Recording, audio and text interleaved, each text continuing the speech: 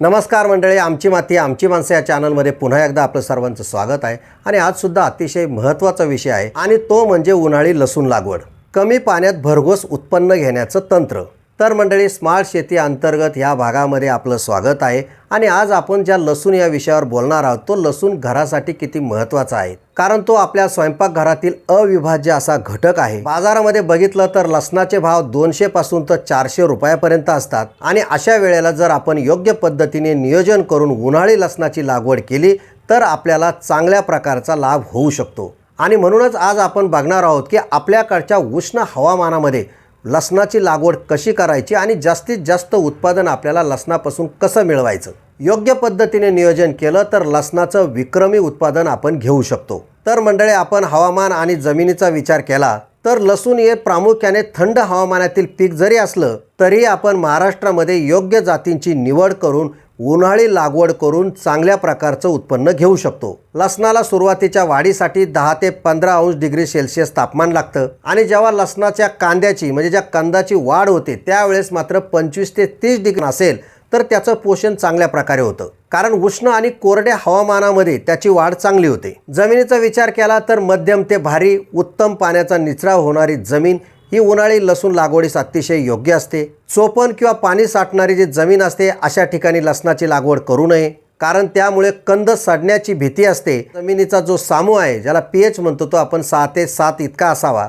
खरं तर लसणाची लागवड करताना सुधारित आणि संशोधित जातींची लागवड करणं योग्य ठरेल, कारण उत्पादनाच्या दृष्टीने जातींना फार महत्त्व आहे। त्यामध्ये फुले बसवंत ही महाराष्ट्रातील लसणासाठी अतिशय योग्य अशी जात आहे, कारण तिच्या पाकळ्या ह्या मध्यम आकाराच्या आणि पांढऱ्या शुभ्र असतात आणि त्याला जास्त मागणी असते। त्यानंतर भीमा ओंकार ही सुद्धा अतिशय महत्त्वाची जात आहे। पुणे येथील कांदा व लसूण संशोधन केंद्राने ही जात विकसित केलेली आहे आणि ह्या जातीची लागवड केल्यानंतर साधारणतः 30 ते 40 क्विंटल पर्यंत प्रति एकरी उत्पादन मिळतं। त्यानंतर G41 ही सुद्धा अतिशय महत्त्वाची जात आहे। तिला यमुना सफेद म्हणतात आणि ही करपा रोगासाठी अतिशय प्रतिकारक्षम अशी मानली जाते। याशिवाय ज्या स्थानिक गावरान जाती आहेत त्या आपण वर्षानुवर्ष लावत असतो त्यांची सुद्धा लागवड करून आपण उन्हाळ्यामध्ये लसणाचं चांगलं उत्पादन घेऊ शकतो, कारण ज्या पारंपरिक आणि लोकल जाती आहेत त्या साठवणुकीसाठी अतिशय योग्य मानल्या जातात। आता लागवड पद्धत जर आपण बघितलं तर साधारणतः एकरी 200 ते 250 किलो लसणाच्या पाकळ्या लागतात। लागवडीपूर्वी बियाण्यास प्रति किलो 2 ग्रॅम कार्बेंडाझिमची प्रक्रिया नक्की करा। आता लागवड पद्धतीमध्ये सरी वरंबा पद्धती अतिशय उपयुक्त आहे, कारण भारी जमिनीत चांगलं उत्पादन येतं आणि हलक्या जमिनीमध्ये सपाट वाफा पद्धत वापरावी। लागवड करताना 2 ओळीमध्ये 10 ते 15 सेंटीमीटर इतका अंतर ठेवावं आणि 2 रोपांमध्ये 8 ते 10 सेंटीमीटर इतका अंतर असावं। लागवड करताना पाकळीचं टोक हे वरच्या दिशेला राहील याची काळजी घ्यावी। त्यानंतर लसूण लागवडीसाठी खत व्यवस्थापन सुद्धा महत्त्वाचं आहे। लागवडीपूर्वी प्रति एकरी कुजलेलं शेणखत साधारणतः 10 गाड्या इतकं वापरावं। रासायनिक खतांचा विचार केला तर 50 किलो स्फुरद, 50 किलो पालास, 50 किलो नत्र वापरावं। मात्र नत्राचा दुसरा हप्ता 1 महिन्यानंतर द्यावा। पाणी व्यवस्थापन जर बघितलं तर उन्हाळ्यामध्ये पाण्याचं नियोजन करणं अतिशय गरजेचं आहे। जमिनीच्या मकदुराप्रमाणे 8 ते 10 दिवसांनी पाण्याच्या पाळ्या द्याव्यात। लसूण काढणीच्या 15 दिवस अगोदर पाणी देणं बंद करावं। त्यानंतर लसणावर येणारे कीड आणि रोग, लसणावर साधारणतः फुलकिडे, त्याला आपण थ्रिप्स म्हणतो, आणि करपा या रोगाचा प्रादुर्भाव होतो। थ्रिप्ससाठी प्रिपोनिलची फवारणी करावी, तर करपा रोगासाठी मँकोझेब किंवा कॉपर ऑक्सीक्लोराईडची फवारणी करावी। एवढंच नाही तर नीम तेलाची फवारणी केली तरी कीड नियंत्रणात राहते।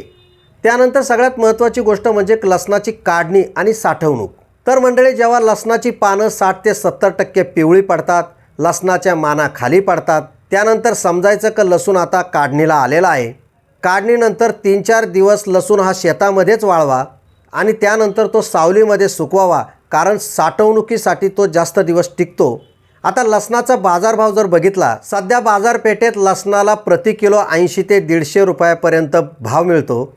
आवक कमी अधिक झाली तसा लसणाचा भावसुद्धा कमी अधिक होतो। त्यामुळे योग्य साठवणूक करणं हे अतिशय महत्त्वाचं आहे, कारण योग्य नियोजन जर केलं तर लसणाला 200 ते 400 रुपये प्रति किलोपर्यंत सुद्धा भाव मिळू शकतो। तर मंडळी, तुमच्या लक्षात आलं असेल की लसणाची लागवड किती महत्त्वाची आहे आणि उन्हाळी लसूण लागवड जर आपण केली आणि त्याची व्यवस्थित साठवणूक जर करून ठेवली आणि ज्या वेळेला आपल्याला चांगला बाजारभाव मिळतो त्यावेळेस जर आपण बाजारात आणलं तर शेतकरी बांधवांना कमी खर्चामध्ये जास्तीत जास्त उत्पन्न लसणापासून मिळू शकतं।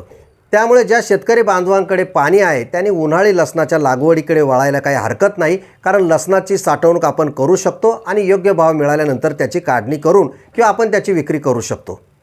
तर मंडळी, तुम्हाला उन्हाळी लसूण लागवडीचा व्हिडिओ जर आवडला असेल आणि तुम्ही जर नवीन असाल तर आमची माती आमची माणसं चॅनल सबस्क्राईब करा। धन्यवाद।